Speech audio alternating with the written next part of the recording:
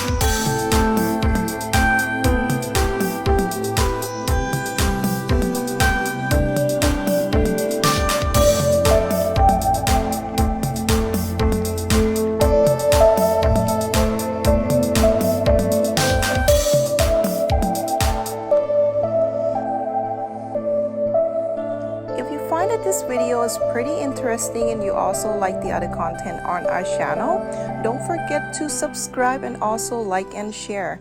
Thanks for watching.